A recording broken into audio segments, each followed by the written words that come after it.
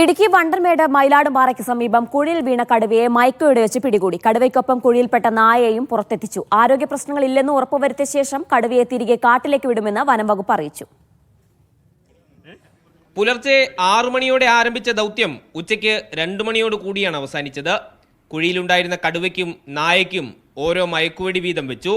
Periyar tiger റിസർവിലെ veterinary സർജനാണ് മയക്കുവെടി വയ്ക്കാൻ നേതൃത്വം നൽകിയത്. ശേഷം കുഴിക്ക് പുറത്തെത്തിച്ച കടുവയെ കൂട്ടിലടച്ച് തേക്കടിയിലേക്ക് മാറ്റി.